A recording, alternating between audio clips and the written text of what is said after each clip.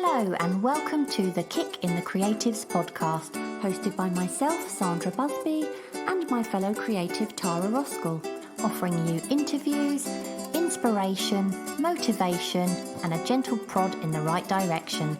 And for lots more information, challenges, and other useful tools to help you get creating, you can go to www.kickinthecreatives.com. And of course, this is where you can also find today's show notes. Enjoy the show.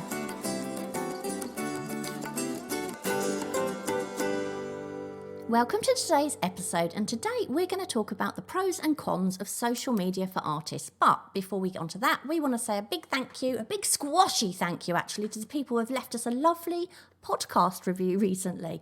So we have got Painting Violet Skies. My favourite, such a fun duo that I can't get enough of. Whether they're just chatting with each other about their week or interviewing an artist, they are just a breath of fresh air. We've also got Le Choir. Love, your gals are a bright spot in my day when I get notified of a new episode. Thank you for what you do.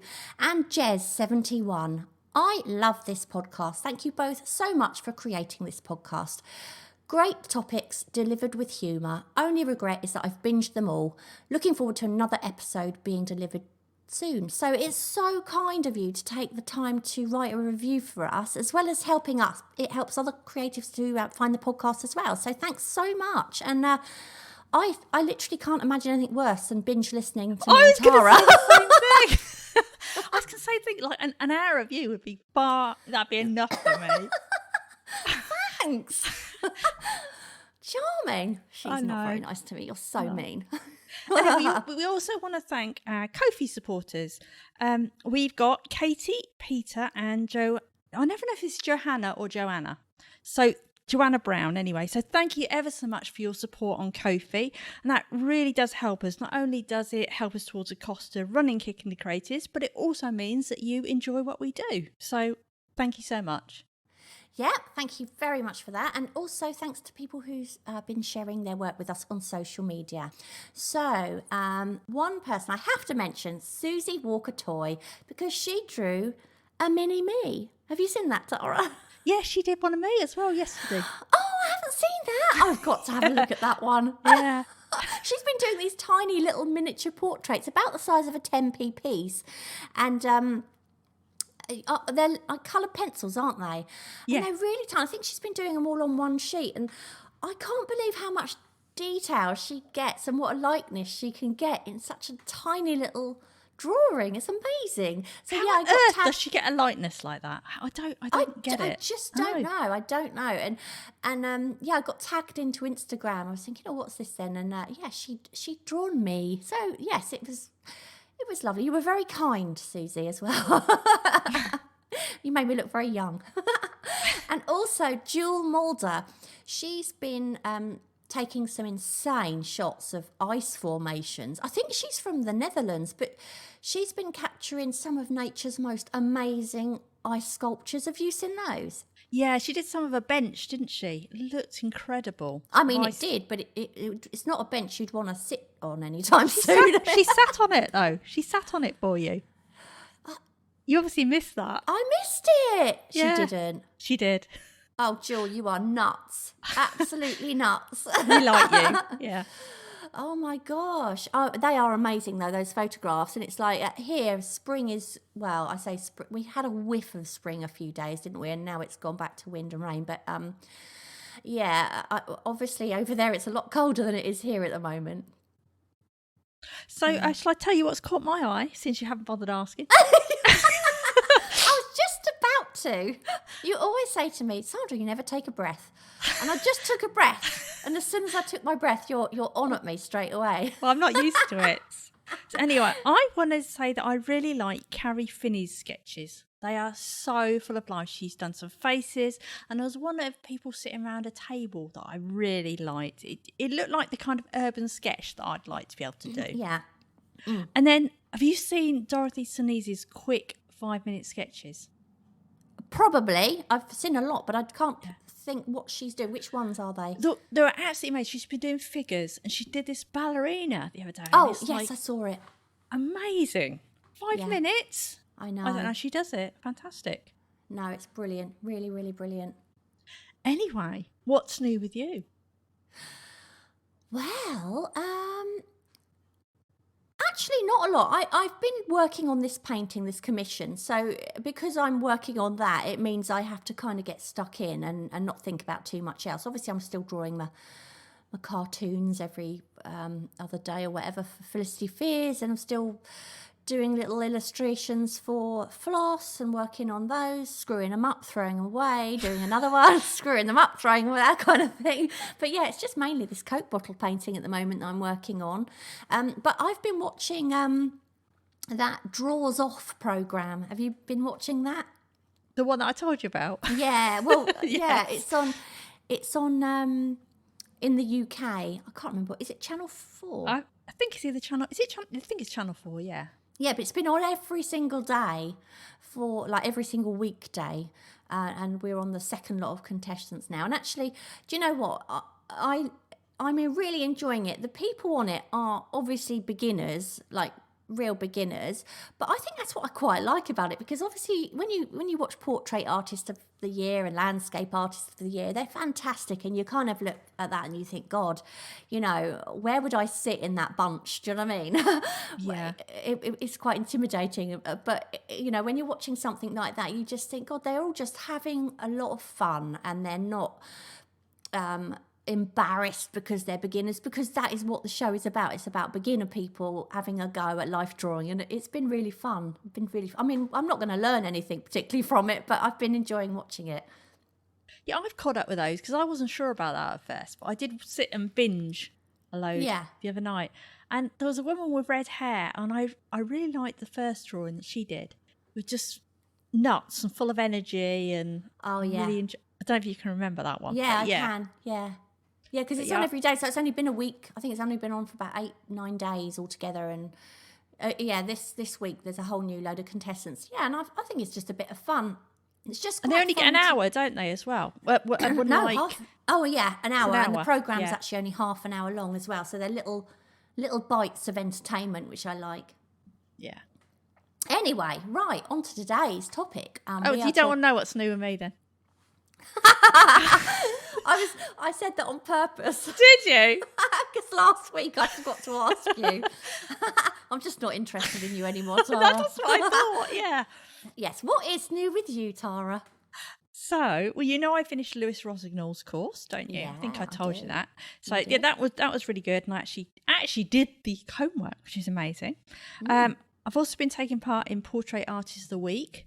And if anybody doesn't know about this, I don't know if we probably have mentioned it before, but basically on a Sunday, UK time, 10 o'clock in the morning, if you go to the Sky TV Facebook page, they'll have an artist will be painting on Zoom, will be painting a celebrity. And it's different people each week. And basically the artist chats to the celebrity and paints them. But everybody at home from all over the world can also paint them as well or draw them. So I've done a couple of those, which I quite enjoyed. The first one I enjoyed more. I enjoyed listening to the second woman more. She had a really interesting story. But so I've been doing some faces. I've also been scribbling away in my sketchbook at night. I've been enjoying doing some abstracts. Abstract faces. What, like in a different style than your usual, or because I know you were feeling in a bit of a rut, weren't you? Yeah, but yeah, they don't look like humans. So they're much more pushed, sort of thing. Yeah. But they're very loose and much more kind of fun and expressive, I guess, rather than trying to be... Is that from your being inspired by the Lewis Rosignol course, do you think? I think a little bit, but I have done this type of thing before in the past. Yeah. And I think it's just that I feel like I need to break from reality. Not literally, but you know what I mean. Yeah, I know. Well, I think we all need a bit of break from reality actually at the moment. Yeah. But we're looking forward to that, aren't we? Yeah. Okay, so today we are talking about the pros and cons of social media for artists. And social media is one of those things that we either love or hate, or consider it to be like a necessary evil if we want to be able to share our own work as well as learn from other people's. And I'm one of those who kind of, it's strange, I both love it and hate it at the same time. I really love the interaction that I have with other artists, but I hate having to sift through all of the irrelevant adverts and posts to get to the things I'm actually interested in. But there's no getting away from it, is there? You can't have one thing without the other. But let's talk about the cons first, because as always, Tara and I like to finish on a high. So Tara, what sort of things do you struggle with when it comes to social media? Well, first of all, I was just thinking back to the old days, which weren't even that long ago, when we used to blog, and that used to be nice, didn't it? Because the only thing you did was blogging. So there wasn't like 5 different platforms that you wanted to be on. There was just, that was it. And the people who were interested in you came to your blog and you went to theirs. But now, obviously, that's really spread out. So even if you only pick one platform to be your main one, sometimes you really feel like you're pressured to post something every day and create this abundance of art so that you've got something to post. And I know you were feeling like you can't post regularly, weren't you? Because you sometimes don't think that, you've only got silly things to post and you're not sure whether to post them. And you did actually start posting some silly things, didn't you? Yeah, because when you haven't got a painting on the go and you're waiting for a canvas, or you're between projects, then what can you post? Yeah, And exactly. I was saying to you, wasn't I? I feel like I should post, but what do people really want to see? I don't know, me unwrapping a box of art materials. Do they want to see that? And you were like, yes. I know. And that's what I was doing. It's strange, but there's also this thing where you've got to post something post-worthy, as in, so it needs to be your best art, even though you want to post every day. And there's no possible way you can post your best art and post every day, in my opinion, because you don't create your best art every day. And I was debating recently whether to post stuff that I do in my sketchbooks, because I really enjoy that, and I can sit there at night and I'll just like let things, it's almost like an expressive thing more than a sit and look at reference and draw like that. And I'm thinking, I don't know, shall I post this, or does this go away from the more polished things that I was doing? But in the end, I decided that, if I enjoy it, I'm going to post it. Yeah, absolutely. And with my paintings, I mean, even when I've got one on the go, do I want to share the progress every single day? Because sometimes, especially when it's a big painting, it doesn't really look a lot different. And then you've got an entire feed of just this painting that looks ever so slightly different on a daily basis. And it's like, well, it's getting a bit boring. And then you kind of miss out on that ta-da moment, don't you, where you're like, oh, I finished it, here we go, here it is. And everyone's like, yeah. It's almost like you're posting a time lapse daily, isn't it? It is exactly that. Yeah. And I think also it's really hard not to worry about follows and likes, because like these social media companies, they build these things to make them totally addictive. So that when you post something, and I'm totally guilty of this, especially like I post some of my sketches and I'm slightly worried because, these are the things I'm doing in my sketchbook, and, you might get a lot less likes for that. And then you start to thinking, oh, because I've got less likes, have I now messed up the algorithm? So that next time when I put a decent, I don't mean a decent piece of work, but a more polished piece of work up, less people are going to see it, because a lot less people like this one, and I'm not going to build my following. It's that ridiculous thing that you get in your head that people didn't used to have to worry about before. No, I know, it's crazy, isn't it? I want to quickly circle back to what you were saying about blogs earlier. Yeah. Now, obviously, I think it was probably about, 10 years ago when I first started my first art blog. No, maybe not. Yeah, well, actually, I bet it was time really earlier than flies, that, doesn't it? Do you think? Yeah. Well, that blog's shut down a long time ago now, but I've got a different blog.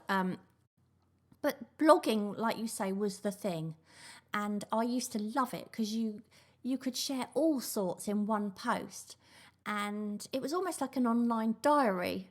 Yeah, And it you can, was.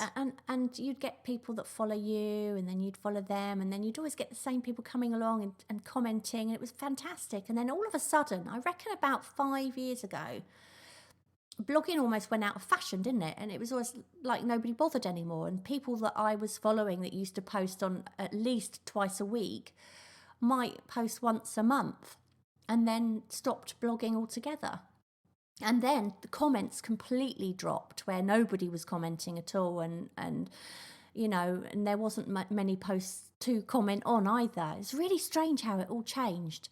And yeah, like you say, then it went on to, oh, everyone suddenly wanting to be on Instagram and Facebook, because I think it's the immediacy of it, isn't it? You post and you'll get an immediate comment or a like, whereas on a blog, you'll post and then it might be, I don't know, a couple of days before anyone realises that you've even posted something.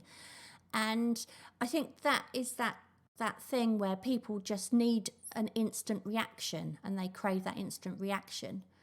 And I think when it comes to Instagram in particular, there seems to be this obsession with the number of followers that you've got, to the point where some people will actually pay for them. Now, to me, that just seems absolutely bonkers, because I think you're far better off having 100 people who are genuinely interested in what you do than having 10,000 who you've paid for half of them and the rest of them really aren't that interested, you know? Yeah, I can see why people do it though. Why do you think people do that? Well, sometimes I think people do it so that it gives them this street cred type of thing. Yeah. So say if I go along and look at an artist, and I'll see, and I love their work. So if I go see an artist and they've got like 10 followers, and I like their work, I think, oh, I might follow them. But you don't think they're what's the word? Like a prestigious artist yet. You just think they're new and coming. But if I go to an artist page who got very, very similar work, where they've got like 1 million followers or whatever, I'll think, oh, this artist is really got it happening. Yeah, they're probably quite established. It makes them look.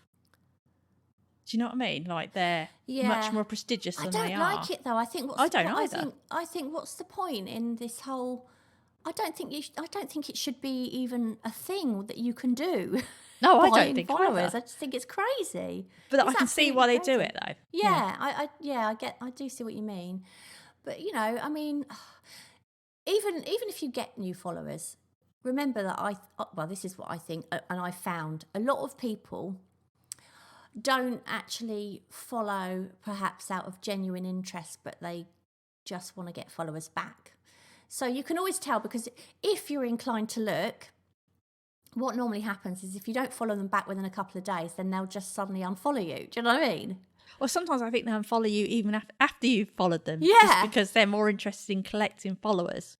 You know, I don't think you should feel like you've got to follow everybody who follows you, because if you do that, then you just literally can't see the wood for the trees. It's really important just to follow the people that you really want to see their stuff, and everyone else, you might want to follow them a bit later on or something like that. But, you know, I certainly haven't got loads of followers on my Instagram page at all, probably because I don't post all that much. But I think I'd rather it that way and know that those people are genuine. Do you know what I mean?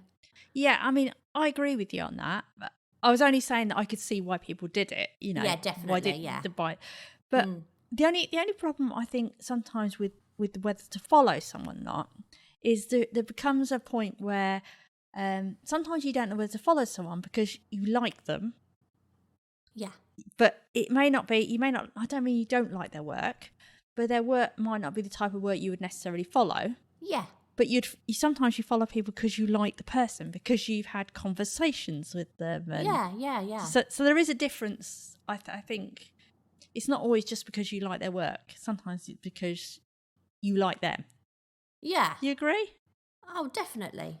Definitely. I mean, let's face it. There's no way, Tara, that you would follow my Instagram page if you didn't know me, because my art is not something it's not your thing, is it? You like. I like what you do.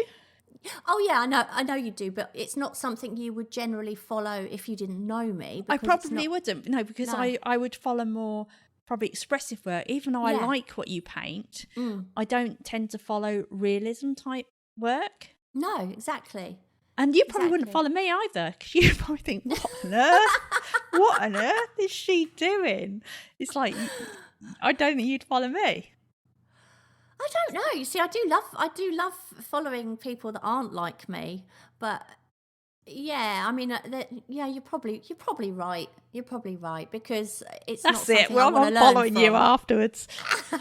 Well, no, it's because I think I can't learn from it in my own work, perhaps, Yes. but I still really enjoy that kind of thing, especially now I've got more into sketching and stuff like that. Then, probably now I would more so than. Yeah, I mean, I'm interested in your process. When I see, like, this is why you should post your process pictures, because I am interested in how you build something up and how you go from. Tell you what, I think you should post as well. Maybe you might not agree with this. It'd be really interesting to see your setup. So when you're setting up your photograph, I'd be interested to see a shot of you setting up your photograph. Yeah, I did that a couple of times when I had I did it with my rum and lime painting, which was quite a long time ago actually, and I set it all up in my shadow box and took a photo and posted that, and people seemed to enjoy that. But did you post it? I don't mean just the actual photo. I mean from a distance. I posted in your studio. From a distance, so I could show how I set it. I'll up the lights and all that. Yeah. I obviously missed that one. Sorry. Well, yeah, but that was way before we even met, I think. Oh, was it? It was a long time ago. Yeah. Well, you need to do it again. I do, don't I? Yeah, because I think that is a fascinating, because before you told me how you did it, I would never know. So, and I guess that is what social media is for, isn't it? It's for that little bit of background insight into the how. Yeah. People are interested, aren't they? Yeah. So there you go. There's an idea. But also there is a pressure sometimes to comment on people's work, isn't there, a lot? Especially if someone comments on yours. And that can really take a long time. And do you know what sometimes drives me? It doesn't drive me nuts, because I know they're being nice. But sometimes you'll get someone and they'll put like a load of emojis, right? And just like, because they obviously like what you've done. And either maybe because their English isn't good, or just because, it's a shorthand, to say, I like this, thumbs up, happy face. I never know how do I respond to that? An aubergine. No, I'm not putting it, because that's rather rude, Sandra. I didn't know it was rude. I learned that on the telly the other day.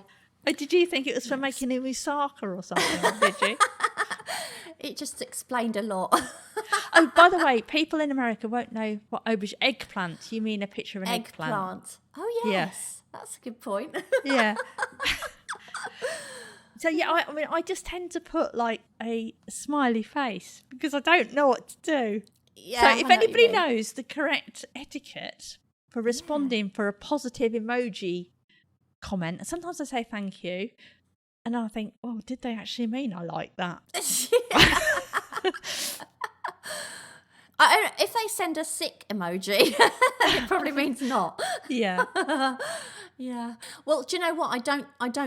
I very rarely go on social media at the weekends. That is one thing, as in like Instagram. I'm like, no, this is the time when I need to be concentrating on what I'm doing. And I just, you have to draw a line, don't you? Somewhere. And you have to cut out something, even if it means, okay, I haven't been on the group for a couple of days. Weekends are just where I want to concentrate on my own creative time, and so I don't want to go down that rabbit hole if I can help it. But then what I'll do is on a Monday I'll sort of scroll back and see what I've missed. I can't scroll back to all of it, because obviously we've now got sort of like, I don't know, 1,800 people in the group or something like that, so it's impossible. But yeah, you do have to be a bit careful. It's a balancing act, isn't it? You get sucked in, and it's not just because you feel like you should, it's because you want to see the stuff as well. Sometimes you're looking back and you're, oh, I love that. Oh my gosh, look at this. And I really want to comment on that. That's so lovely. But it is like going down a rabbit hole, isn't it? Where before you know it, an hour's gone. And you actually could have got an hour of your own stuff done as well, And I'll look at it as well, and I'll see something and I think, oh, I love that. And then I might save it, put it on a Pinterest board. for like inspiration for later. I don't mean I'm going to copy what they do, but maybe No. I just like the way they've done their line work, or I like the mediums they've mixed or something like that. And then it's like, of course, then if you then post something to Pinterest and then you go look at your Pinterest board, then Pinterest says, would you like some more ideas? And you go, yes, please. And then you're completely sucked in. That's the trouble, isn't it? One thing leads to another, doesn't it? You know, we were talking about you feel like you've got to post a lot. Yeah. You've also, I don't know about you, but I also feel like, and I think this is especially when you see all these wonderful Instagram photographs where people have photographed something and it's like an art in itself, isn't it? And you feel like, oh my gosh, if I post this, I need to make everything seem perfect. Yeah. You know, whether that's your work or your surroundings, even your hair. You know, you can spend so much time setting up the perfect photo to post on Instagram that you've lost out on the time that you could actually be spending more wisely, such as actually working on your creation. So you've been too busy draping fairy lights around your coffee cup, you know, instead of just doing what you do and then shooting it, if you know what I mean. I mean, the reality is nobody lives in an environment surrounded by still life arrangements. Do you know what I mean? Nobody does. And that's not to say you shouldn't be creative when you take your photos, when you've got the time to do that, because it is lovely to do that. And it can actually be really good fun.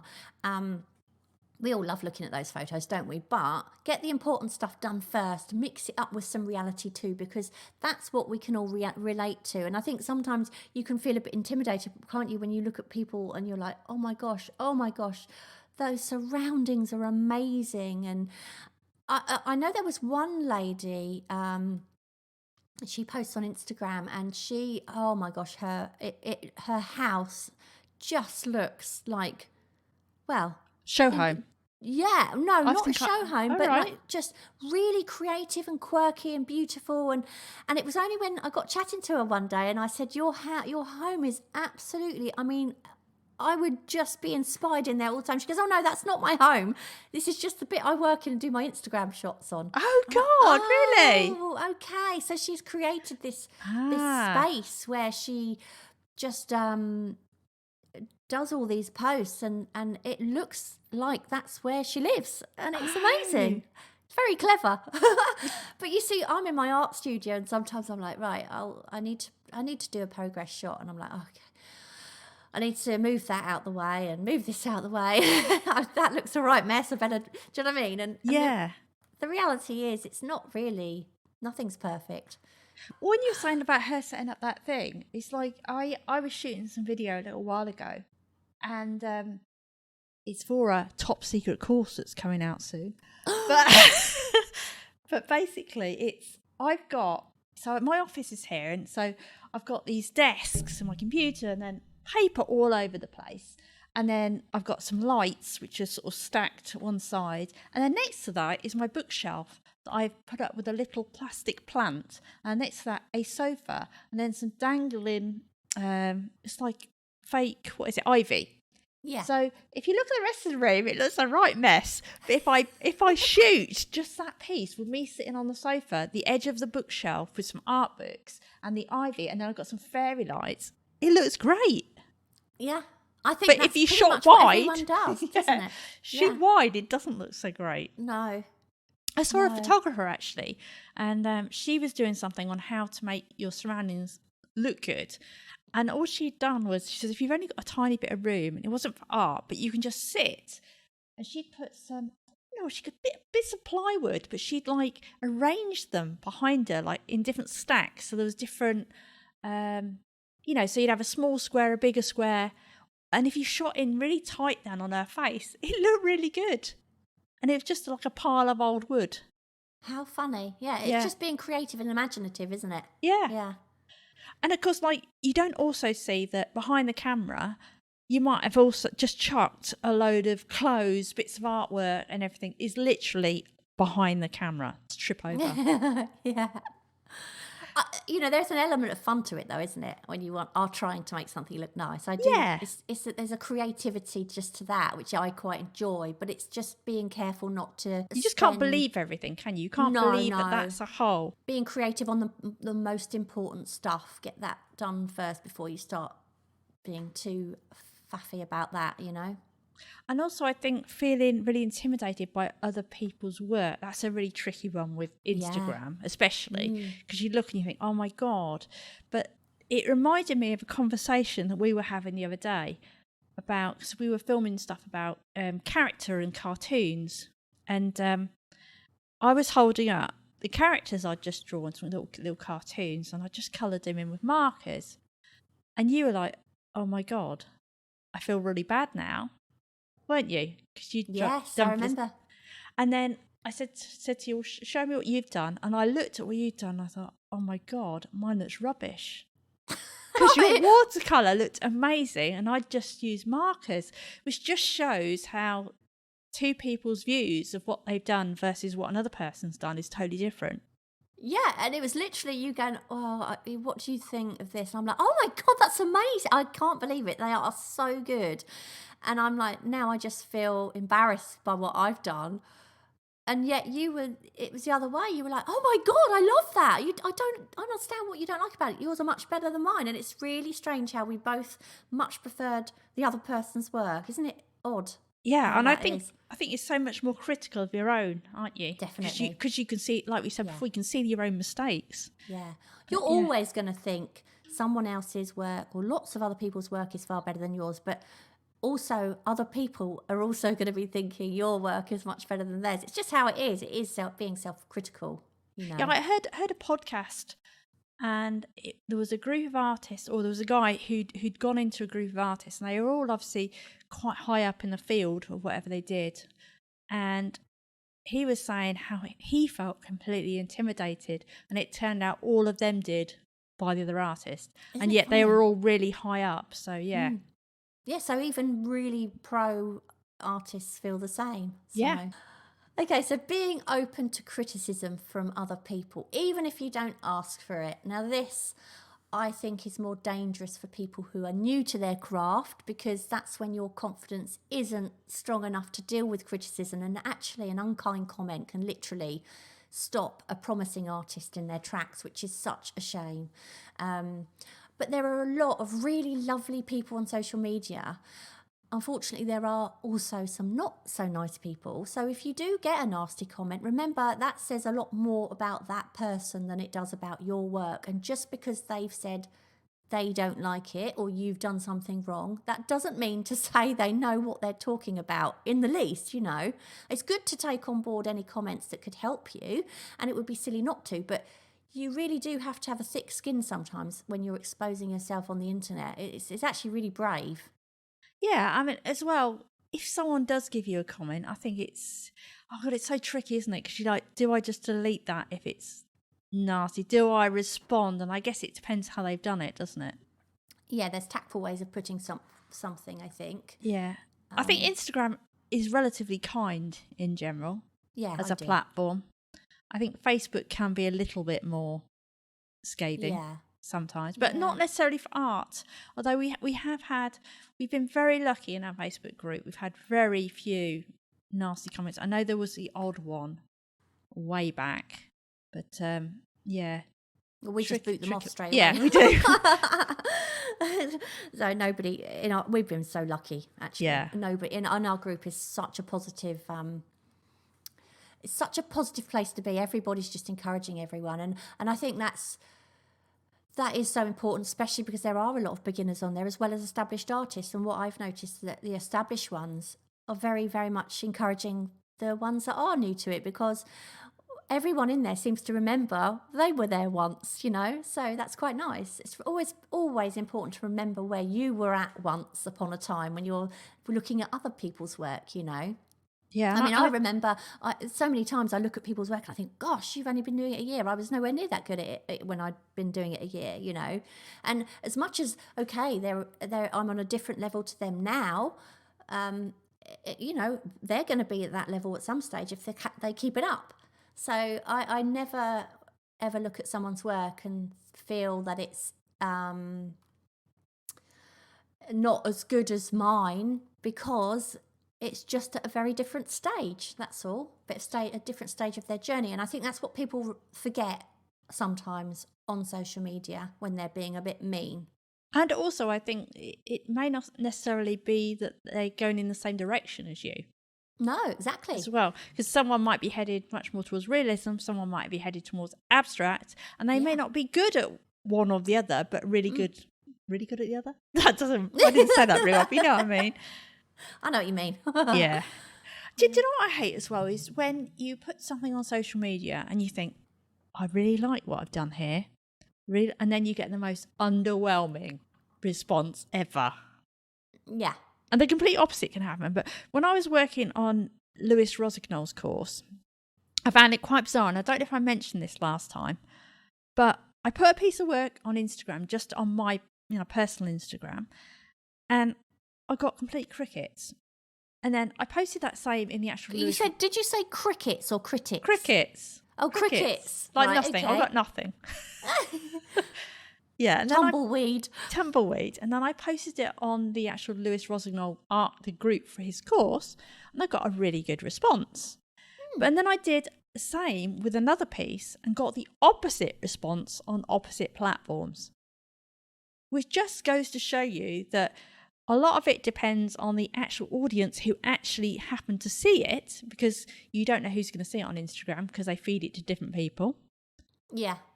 So it might be that you could post the same piece of art on a different day and get a different response. You just don't know. It's really odd. And it depends as well on the time difference between you and where your followers are at. Yeah. Because I often find with some of my stuff, I get more likes in the middle of the night when I'm asleep. Because a lot of people that follow me are in America. So it's funny. And I wake up and I'm like, oh, so-and-so's liked, and it's got lots of likes. But I'll post it in the day and it is literally like tumbleweed for hours. And I'm like, the next day I'll think, oh, I've had lots of response. Because it's weird as well, because they used to do it by time, didn't they? And now they just mix it up. So you might get fed something that someone's done like a day ago, which is kind of odd, really. It's quite funny because we were talking the other day, weren't we?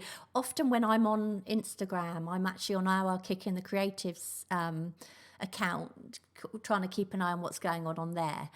And that's usually where I see your stuff. And of course, if I like your stuff, it's like you've liked your own stuff. And it was funny because you were saying the other day you'd said something. What was it you said?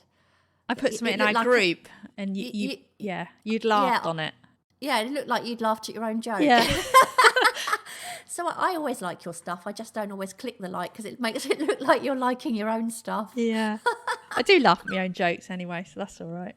Yeah. Someone's got it, won't they? Yeah. One big thing for me about social media is feeling pigeonholed, because experts tell you, and you find this as well, don't you? Definitely. Because experts tell you that with art and social media, you need to stick quite tightly to a style and what you create so your audience know what to expect. Now, that is great if the thing you love to create is a thing that you love to create all the time. Yeah. And in some ways, you do love to create the same paintings, don't you? But you also like to sketch. Yeah. And so if you start posting your sketches, you then think, oh, I don't know whether I should be posting these because the people that like my paintings won't like my sketches. And it just all becomes this weird minefield on whether you should have multiple accounts, whether you should not post some of it. It's just crazy. And I saw this post on Instagram by a woman called Ronnie Walter. Go check her out. And to me, it totally sums up how I felt about the thing.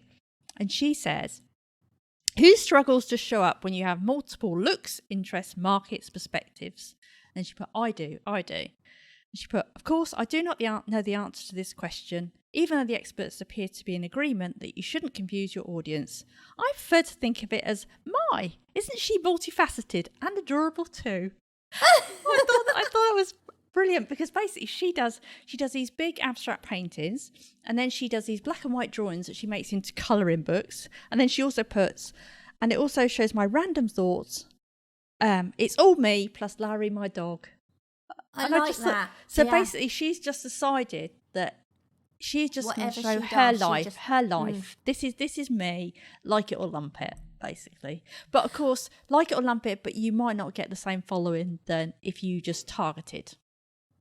Yeah, so I suppose some people that perhaps are interested in cartooning or sketching. They're not going to follow someone who's a realism painter. But then again, you see, I had that problem, didn't I? Do you remember when I Yeah, was I do. I was posting my realism paintings, and then I thought, I'm going to post a sketch that I did, just a loose pen sketch of a man sitting on a bench, and just to show people that just because I'm a realism painter doesn't mean that's the sort of thing I do in my sketchbook. But then I thought, when I look back, I thought, God, this feed just looks all wrong. I've just got this random black and white sketch in amongst all this other stuff. And I was really uncomfortable about it. And it is bonkers, isn't it? But at the same time, you look at some people's feeds and you just think, God, it all flows so beautifully. I mean, can you imagine? You've got a bunch of progress shots of my realism painting, and then in the middle of that, you've got Felicity Fizz, like naked hoovering or something. People would be going, what is going on? What's this about, But I wish it could be like that. I wish that was it. I wish it was like, this is me, rather than it tends to be a more professional thing. That's why I created a different thing for her. I created a different Instagram account for Felicity Fizz, because I thought, I can't do that on my... I can't do that on the account I normally have, because it will really confuse people. But it's, again, with sketching, I love sketching, but I couldn't put that in on the Felicity Fizz page, and I couldn't put that on the page. Well, I could, but like you say, you sort of feel like you can't. It's really strange, isn't it? I guess it depends if you're going for this professional thing where you're trying to sell, doesn't it, in some ways? But it's not just that, though, is it? Because it almost feels like you're trying to find your people, if that makes sense. Yeah. But for me, I think I've just come down to the conclusion now that I was thinking about separating mine. I was thinking about separating like a sketching characters type thing, and then having more polished faces. And I just thought, this is bonkers. Yeah, I could do that, but then I'm gonna be like you with your paintings, when like I can only post once every now and again when I actually do a polished one. Do you know what I mean? Exactly. Yeah. So it's like, it's just gonna have to be this is me, like it or lump it. Yeah. I wish more people were like that, actually, because it actually makes things more fascinating to watch, I think. Yeah, it is more it's interesting. Nice to see. Yeah, it's nice to see that somebody who does this also does this. Especially as Facebook and they're all the same thing. Like Facebook, Instagram, they already decide for you who you like. If you like someone's work, they then decide, that's all I'm going to show you. Yeah, which is a bit of a shame. Well, we've had a right old whinge, haven't we, about social media and how horrible it is. So now we're going to talk about the lighter side of social media, because there is a really light side of social media. And of course, it's a great way, isn't it, of building up a network of creative friends with similar interests to you. I mean, I've met artists around the world online who I've kept in contact with, and I never would have met those people without the internet. I mean, only yesterday I was having a little to and fro conversation with a lady I know in America, and it's only through social media that we've ever met. And it's lovely to chat with her. And I mean, obviously there are some dodgy characters you've got to watch out for. I mean, like me online. So obviously that shows you have to be a bit careful. But most people are quite normal.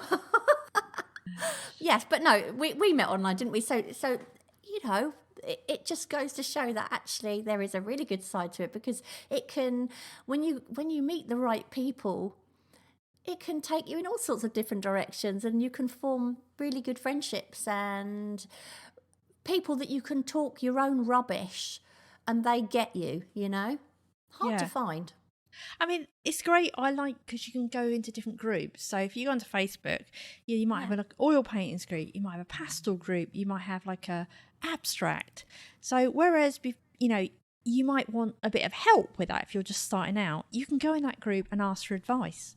I mean, there was a conversation the other day about white pens in a group I'm in. And it's like, white pens are the most annoying thing, finding a good white pen. And clearly, clearly everyone is in agreement, yes, on how bad white pens are. But just having, where else could you talk to someone about white pens? Exactly. You couldn't. And also you can find people to collaborate with. Like, for example, if you're looking for a podcast co-host,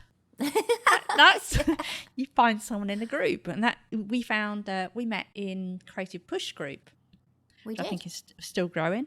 And also people in our Facebook group in the KITC, they start. Do you know what I like is that the people in the group started calling us KITC. Yeah, and it's funny really because I thought, our Twitter is Kick Creatives because we couldn't fit Kick in the Creatives. I was only thinking the other day we should have just gone at KITC. We should, shouldn't we? But they've basically made us into Kentucky Fried Chicken almost, haven't they? It's that sort of thing. Yeah. But they've worked on, in the group, we've had people who've come together, and I know they've now formed another group where they do writing in books. They compile books together, poetry, and then we have people within our group, so where someone does a poem, someone does the illustration, and I'm sure there's loads of things going on that we don't know about that people have gone off and met. I know some people have met up in person. Yeah. So really interesting things can happen from meeting someone in an online group. I don't know. I just think it's really nice because in real life, how many people, Tara, do you know personally who would be interested in going sketching with you, for instance? No one. No, exactly. I mean, or who wouldn't get bored senseless if you started talking to them about art? White pens. Yeah. Well, exactly. I mean, I've tried to set up local groups to go out sketching, and I've been completely unsuccessful. So, I mean, I have been out with the odd person drawing, but it's definitely so much easier to do something online. And although we can't go out at the moment, you're the person, if we went out drawing, that I can sit most relaxed with and draw. Yeah. Because I know you enjoy it like I do. So, Yeah. And we both know that we can draw, but we also both know that sometimes we can't. Yeah. We have bad days and it's fine. If anyone can hear a droning sound, we're having some work done in our garden. And they turned up today unannounced. So I had no idea they were going to be pulling diggers up in the driveway. So if anyone can hear that, I'm really sorry. I'm going to try and edit it out if I can. But anyway, back to our subject. So there's a world of inspiration online. And I particularly love Instagram for that. And Pinterest, actually, that's great as well. But years ago, if you think about it, artists just never had so much outside inspiration, did they, to learn from? We're so lucky. I mean, what would they have had in the past? Galleries, walking galleries, and that would be it, wouldn't it? Yeah, I mean, I guess so. Pre-books even, you mean? Yeah. Yeah, that'd be it, wouldn't it? And or books, they'd have to know people, so they'd have to actually know them in person so they could... Yeah. And most artists, I think, are genuinely nice people and so generous when it comes to sharing their processes. And I think one of the best places to go if you're going through a creative block is Instagram or Pinterest, somewhere like that. Because if you're stuck for ideas or you just feel uninspired, a scroll through Instagram can sometimes be all it takes to just get your mojo back and think, oh, yes, now I want to paint, it's great. Well, I was looking at someone the other day. Her name's Cherry Peak, but I can't actually remember. It might be now Peak Cherry. Anyway, have a look on Instagram. But she creates these faces, and she says, I do these with my non-dominant hand. And I've always thought, I wonder how, I know obviously she does them with a non-dominant hand, but I'd love to see how she does them. She started posting some videos. So great to watch. Yeah. Because she kind of holds the pencil at the end, like I do, when I'm trying to do something, and just how she kind of wiggles it around, and she's almost purposely giving it less control as well as it being a non-dominant. It was just really interesting to watch. And she's already done like kind of watercolor marks or ink marks, and then works over the top of those. So I found that quite fascinating. I remember doing some blind contours in my sketchbook of a few faces, and it's really weird because obviously I wasn't looking at my page. I was just looking at the faces and drawing them with my right hand, not with my non-dominant hand, but just without looking at the page. And I added some watercolour afterwards. And to this day, it's really weird. It's my favourite page in my one of my sketchbooks. Yeah, and yet they are. If anyone else looked at them who had never done art and never heard of a blind contour, they'd think, "Oh my God, a 5-year-old has drawn that," But I really like them. But I think that is the way some artists work, other artists work. It's like, who's the guy that we really like who does the outdoor urban sketching? Ian Fennelly? No, not Ian Fennelly. It's much more loose than that. Does people, and we've reviewed his book before. Oh, Felix Scheinberger. Yes, Felix Scheinberger. I think Yeah. he uses a lot of blind contours in his work, doesn't he? Or starts Yeah. them off like that. And I just love, it just has this sort of quirkiness about it, doesn't it? Yeah, I love it. We're not supposed to be talking about that, are we? Anyway, what else? Yeah, I love, like you say, being able to discover more people's work. And you discover people that you would never, ever have seen, would you? You like, if we didn't have Instagram, if we just had books, we'd only be able to get the books that other people have decided we can see. Yeah. And I know we still have some, it is what Facebook have decided we can see, but there's much more, there's chains of following things. So it's not just what Facebook feeds you. So I love that. And I think my taste has probably changed because of that as well. I think so. I think you start enjoying things that you don't perhaps appreciate until you start getting it, if you know what I mean. I definitely like much more naive art than I used to. Yeah, me too. It's quite weird. But you can also discover opportunities that you may not have heard of. Now, I didn't realise, but you know that programme we were talking about earlier, Draws Off? Yeah. They were actually asking back in 2020 for people to go. I would never have done it because I wouldn't get my kids off. And I know they're not naked, but I still want to show that much flesh on TV. But they were actually calling for people to go on a new programme they were doing.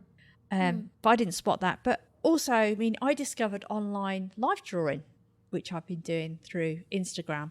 I think I saw someone else's drawings, and then in her comments, I can't even remember who it was, she'd put, I did this in a life drawing class with so-and-so. So then you go and research and you think, that's interesting. And I would never have discovered that before. Yeah. I think social media just gives you that ability, doesn't it, to reach a much wider audience than you otherwise would. And equally, you're seeing so many more people than you otherwise would. Yeah. I mean, like I said before, can you imagine being an artist 40 years ago? How hard it must have been to get your work seen. I mean, they had to rely, didn't they, on galleries and even then only their foot traffic, you know, and then they had to rely on the fact they'd get into a gallery. These days, it's not even necessary to be in a gallery at all. You know, we can just create our own online galleries, whether that's just through sharing your work on social media or creating a website or online shop. And then, of course, social media then gives you the ability to be able to send traffic directly to your website or your blog or your online shop because you can put links on it. And because of that, of course, you're far more likely to sell your work than you would without it, and far more likely to sell your work probably than if you were just in a gallery. Yeah, your latest commission, did that come via social media? It did, yeah. In fact, and nearly every commission I've ever done has come through social media or seeing my website, yeah. Well, I know you've had some through people you know as well, haven't you? But I wasn't sure about that one. That was, through that. Yeah. I guess even, for example, someone you know, a neighbour bought one of your paintings, didn't they? Yeah. And I'm guessing they saw that on social media. Yeah. Which is bizarre. So the person who lives next door next door would probably never have bought that painting off of you if it wasn't for social media. Exactly, because she wouldn't have seen it. No, she's crazy. I know. mean, it is so great, social media, for getting your name out there. I mean, it's definitely helped us make more people aware of Kicking the Creatives. Nobody would know about Kicking the Creatives if it wasn't for social media. No, and then I think people get to see your personality online, don't they? Whereas they wouldn't have done otherwise. So, for instance, your followers, they'll get to know you and hopefully like you. And I always think as well, people who like you are more likely to buy your work as well if you're looking at it from a selling point of view.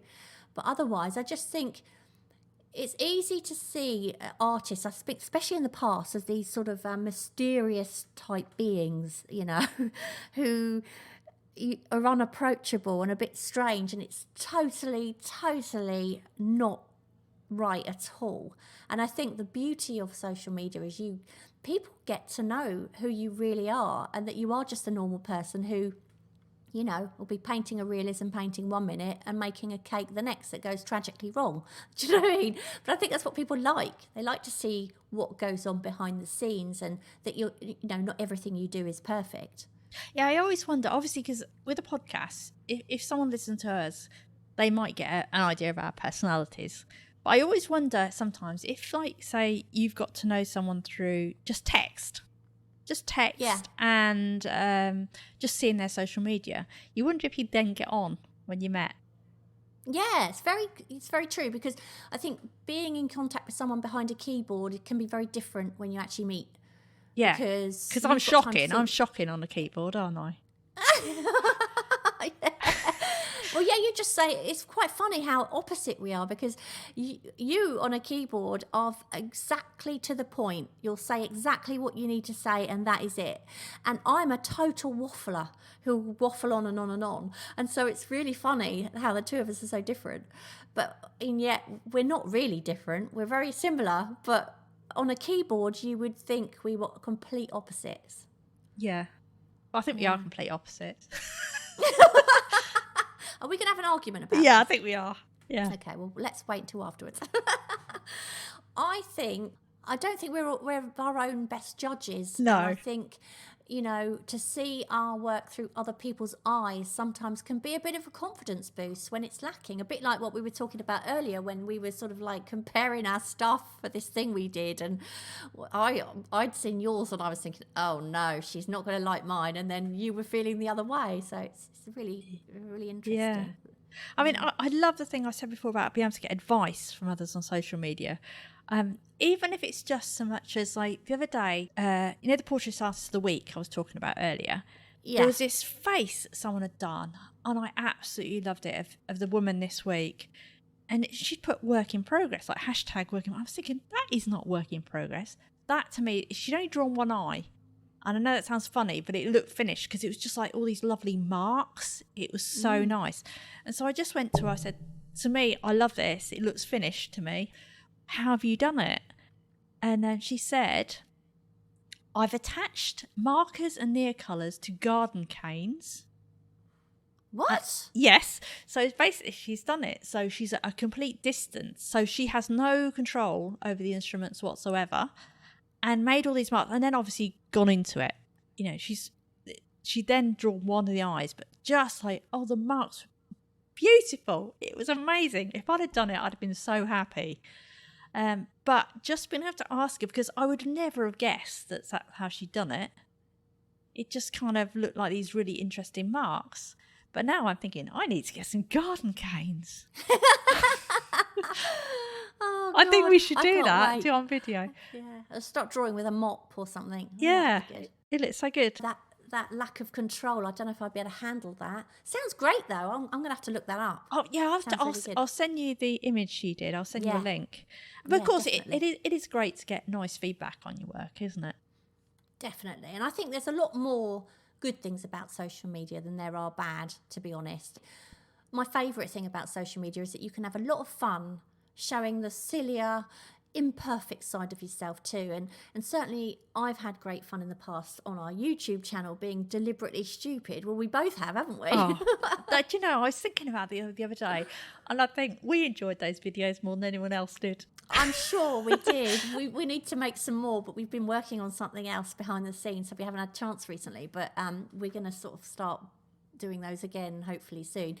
But I do think there's a bit of, I don't know if you agree with this, more so in the past perhaps, but there can be a bit of snobbery in art, do you think? A bit like Oh, wine? yeah, definitely snobbery, yeah. Yeah. And in that sometimes it can be taken like, well, just far too seriously, I think. And I think we all need reminding sometimes that it's fine just to go for the pretty label sometimes. And you don't have to pretend you know it all, because the truth is none of us do. I think it's just that some people are better at bluffing than others, to be honest. So, it can be really fun to share that less serious side of yourself, show that you don't take yourself too seriously, and hopefully by doing that encourages others to do the same and be more comfortable with themselves too. Yeah, I mean, I definitely think that sometimes when you see this piece of work, and some people just are brilliant at writing, so they'll put the most amazing comment, that goes with a thing, or Instagram. But I think sometimes that comment comes from afterwards. It doesn't come from, it's not necessarily this big conceptual thing. Yeah. It might be something as they've done it, or when they finish, they then think about it. So it's not, that is a little bit of snobbery, I guess. And great writing.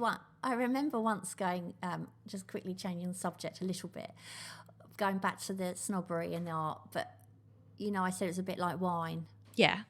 I remember going to like a dinner party once, and well, it wasn't a dinner party, it was just a meal with friends, and it was lovely. There was nothing snobbery about it whatsoever. It was great, but there was a wine connoisseur there. And this is I think I was probably in my mid-20s, early 20s, and I wasn't really into art then either at all. And everyone around the table there was either an artist or a wine buff. And I was neither of those things at the time. And I remember I didn't know what anyone would like wine-wise, so I bought a bottle of red, a bottle of white, and a bottle of rosé. And I don't drink wine. I like beer, but I don't drink wine. I've never really liked wine. So the only thing I had to go on really was the labels. I was like, well, that looks like a really nice label. I'll buy that one. Or something else would be really plain and boring label. I think, oh no, I'm not buying that. And it was funny because when we were around this table, everyone, the actual wine person, who is the wine buff, said, I'd love to know why you picked this particular wine. And he was talking to so-and-so, whoever it was. And then that person would say, oh, you know, well, apparently this grape was in a very good year, blah, blah, blah, blah, blah. And he was working his way around the table talking about these wines and what people were smelling and all this. And he got to me and he said, so what made you choose these particular 3 wines, Sandra? And I said, well, because it was part of the 3 for 2 at Tesco's and I like the labels. But, I could have bluffed my way through it, but I thought there is no point. No. I don't know what this wine smells like vinegar to me, and it all looks the same. That one just has a nice label. I bet they killed themselves, didn't they? they? Lying about it. Yeah, they did. They thought it was really funny. Yeah. But I don't like that snobberiness No. in anything. I really, really, genuinely don't like it at all. I don't think snobbery belongs anywhere in life. No. And certainly not in art or wine. They're one of those things you either like or you don't. That's it. It shouldn't be any snobbery in it at all. But and I think that's what I like about social media. I think it's killed that off a little bit. Yeah, it's killed some of it. Yeah. Yeah. No. I get people seeing things in things, but not. I think sometimes it can be taken a little bit too seriously, can't it? I've done something once tongue in cheek, and I cannot for the life of me remember what it was. But I remember one of the faces I drew. And I gave it a title, but it was something like, because I thought this woman looked like she could be a Parisian woman, and I put something about, it was terrible. It was messing about like she lost her baguette. Do you know what I mean? I just gave it a really silly title, and then I wrote her. I love that. I wrote her. It wasn't she lost her baguette, but it was something. But then I wrote something about this cat, but like ridiculous, you know. Just for being tongue-in-cheek like artists do. I love tongue-in-cheek things. I love titling paintings, and I often do that in that same sort of way. I remember once, years ago, I just literally painted an apple, and I thought, what am I going to call this? So I called it Not a Banana. Yeah, that's nice, yeah. Because it's obvious it's an apple. So if I didn't want to call it Still Life with Apple, you know. I didn't want to call it something boring. So I thought, I'll just call it Not a Banana. Well, it makes people think, doesn't it, as well? I think that is something that I remember hearing someone say before, how a title can actually sell a painting. Yeah, definitely. Didn't sell my baguette one. Anyway, should we move on to the question that we had last week? Yes, and that was, who was or is your favourite cartoon or comic character and why? And that's because the previous episode was all about creating cartoons. Okay, and I've got Gabriella Pop, Simon's cat, so funny, and I'm a cat lover without a cat. I've got Suze Crawford, and she says Tom and Jerry because the bully never prospered. Karen Kemp Hall, Donald Duck because he's an angry little bee, just like I was when I was a teenager when I first declared him my favourite. Plus, he was an omen, the love of my life. Before I met him, had Donald tattooed on his bum. I did ask her about that one because I thought, but he did like Donald Duck. Yeah, he Donald did like Trump. Donald Duck. No, I've got Laura Mulcahy, and she says Muttley because he has the best laugh, and Daffy Duck because of his adorable lisp. Oh, I love Daffy Duck's lisp. Michael Beckett. As a kid, I loved to draw Snoopy, especially the WWI flying ace on top of his doghouse. For favourite cartoon character, it's the unflappable Bugs Bunny. He always manages any situation as cool as a cucumber. As an adult, my favourite comic was The Far Side by Gary Larson. He just hits all on my weird sensibilities. I see he's come out of retirement and using a drawing tablet as his medium of choice now. Woohoo! I've got Kathy Richardson, and she says Katie Keane, and I don't know Katie Keane, but apparently she had wonderful clothes, lovely hair, and always came with a page of wonderful clothes to cut out for paper dolls. Oh, I remember having something like that. It was a book where you had all these clothes and they had little tabs and you'd cut around the cut lines and then you just got this paper sort of doll shape and you could put all these different outfits on her using the different bits of... I used to love that. I remember those, but I don't remember it being called Katie Keane. No, it was probably their version of it, Yeah. perhaps. Yeah. Nick Tay West. That's a tough question. As a kid, I absolutely loved Beetle Bailey because of his clever ways. There was also Clifford the Big Red Dog, since my fave colour is red and I like dogs. Nowadays, I'm into Simon's Cat with the simple but powerful depictions of cat culture. I've got Carrie Finney, and she has Calvin and Hobbes because I like the mischief and the characters. Jewel Mulder, Pink Panther, nice to draw. I've got Gabrielle Sawford, and she says Snoopy. Drawing him takes me back to when I first started to draw. I used to draw him as well. My sister used to love Snoopy, she still does. Hilary Milner, Captain Pugwash. That's showing my age, isn't it? I loved his character, mainly because my dad was in the Merchant Navy and I thought that was how my dad's uniform looked. Ah, the crazy ideas of youth. Well, I was only about 3 at the time. And that turned out to be so rude, didn't it? Like that cartoon as well. Yes, it did. We won't go into that. We won't. Let's not go into that. No. I've got Crespo Arts, and they say, I have always liked Teenage Mutant Ninja Turtles, and I guess if I had to pick one, it's Raphael. I think he has a lot to do with his attitude and determination. I've got Anna Atkinson Dunn. I grew up on Looney Tunes and hated them all. As a child, I hated what they assumed children would like with slapstick and depthless characters and stories. I didn't get into comic books or graphic novels until I was much older and was shown that they could be more than just Beano or a short and funny. It was Neil Gaiman's Sandman series that showed me the potential Neil of the Gaiman. medium, and I... Who? Neil Gaiman. Oh, sorry, Neil Gaiman. Oh, yeah, see, I haven't heard of that, sorry. So it was Neil Gaiman's Sandman series that showed me the potential of the medium, and I dived right in. I've got VB Wonka, and they say Quasimodo from The Hunchback of Notre Dame. Story-wise, I relate to him, being ostracised and abnormal. Also, his design is wonderful and unusual. Oh, that's really sad, though. Yes, isn't it? Wow. I know. Yes, you aren't ostracised here in No. KITC, right, Tara? Yeah. I've got the hairballs. Garfield. Oh, I used to love Garfield too. He simply made me laugh with tears down my face when I was younger. Something about his snarky attitude resonated. Not resignated. Resonated. And to this day, the cartoon of him going from fat to even fatter after eating a whole sack of cat food has me losing control. Tara, you once had Garfield painted on your car, didn't you? I did, yeah. Yeah. I've got Freedom 1S. It's spelt all with numbers and stuff. I'm not reading them all out. But anyway, it's Adrian from our group. I don't know if I'm supposed to say that. But anyway, she says, Snoopy, the banter between him and his little feather friend Woodstock used to have me embarrassingly laughing out loud on my train journey home from work. I would buy the Peanuts book in W.H. Smith's at London Bridge Station on payday. I would never wait till I got home to read them. So glad the journey was quite short. I've got New Peasant, Earthworm Jim. I could never understand why it was on Cartoon Network early in the morning. It's profoundly unsuitable for small children. But yeah, I mean, honestly, some of the cartoons, especially from back in the 70s, were clearly written For by adults. people who were really rude. And I think people seemed quite...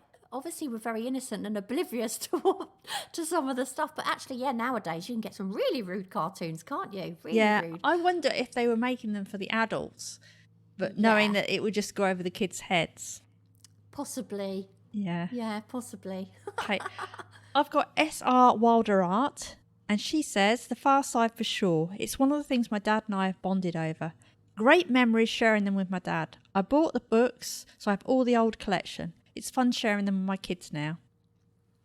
Okay, so we've got a brand new question for you, which is, what is the weirdest or funniest thing that's ever happened to you while creating? So what's the weirdest or funniest thing that's ever happened to you while creating? What's yours, Tara? I haven't got anything. When you read that, I thought, we're not going to get any answers to this one. I bet we do. What have you done then? What's your one? One of the funniest things that happened, and it totally involves you, actually. Oh, God, what have I done? Years ago, when you used to have your podcast, didn't you? And I know what it is now. I know. And then once a week, because what was it called again? Your podcast? The Idea Medic. It's no longer in existence. The Idea Medic. No. And of course, I used to, sometimes I used to listen to that because you interviewed some really, quite interesting people on that one. But then you started doing this thing, which was really strange. And I don't know how on earth it worked or how it got any listens, but obviously you said it was really popular. You used to do this thing where you'd say, I'm going to... 10 minutes silence. I'm going to set a timer for 10 minutes. I'm going to have 10 minutes silence, and in that time, you've got to create something. And so what would happen is I'd be listening away to the Idea Medics back to back because I was just painting for hours. And then a few episodes would air, and then suddenly I'd get this one. And by then, I've zoned out. I'm not really listening anyway. It's just kind of background noise. And then you'd say, there was one occasion where you'd obviously said, right, we're going to have 10 minutes silence. I'm going to set my timer. Anyway, and of course then there's 10 minutes silence and I'm still completely zoned out, totally in the zone, doing this realism painting with this tiny little brush, getting some detail. And all of a sudden in 10 minutes went and there's this horrible alarm clock noise that goes off. And I obviously had it on quite loud because it frightened the crap out of me, and my brush went flying across the room and really made me jump. That was really funny. I'll never forget that. Do you know Luckily, oh, go on. It didn't completely ruin my painting. I thought you were going to say the thing, and really you weren't creating, so it would have been the wrong thing. But I thought you were going to say that time when you were doing a podcast, you were being interviewed in a podcast, and you were wearing your onesie. And they put the video, and you put your video camera on by mistake. Oh God, yes. No, that's not creative though. No, that's what I was thinking of when you were going to say somebody was videoing me, but I didn't realise my camera was on, and as I you slumped down. I went on screen, I just slid down off my chair, and luckily I had this sort of jumper on the floor, and I kind of quickly just slid that over my onesie and slid back up again. I thought, oh my God, I am so embarrassed. But in my defence, it was much later for us than the American that was interviewing me. It's only about 7 o'clock at night. Yeah, but I'm always in my onesie by 7 o'clock. Anyway, yeah, if you want to let us know your answers, you can do so on our Facebook page or in our Facebook group, which if you haven't joined, I suggest you do. We'll put the question up there, and also on Instagram, which is Kicking the Creatives. Yeah, and I do hope it gave you the kick in the creatives that you needed. Don't forget to pop over to our website at kickinthecreatives.com to find out how you can take part in some of our upcoming creative challenges. And of course, this is where you can also subscribe to the podcast so you can never miss an episode. And if you are enjoying the podcast, we'd be so grateful if you would leave us a little review on iTunes or whatever platform you listen to us on, or even just a star rating if you don't have much time. And also, don't forget to check out and subscribe to our Kicking the Creatives YouTube channel. And if you enjoy what we do and you'd like to help support us at Kick in the Creatives, you can now support us by buying us a coffee, and you can find the link to that on our website. But that's it for this week, and we will see you next time. See ya. Bye. Bye. Thank you so much for listening. We hope you enjoyed the episode, and if you did, perhaps you'd like to share it and leave a review for us on iTunes. Back soon.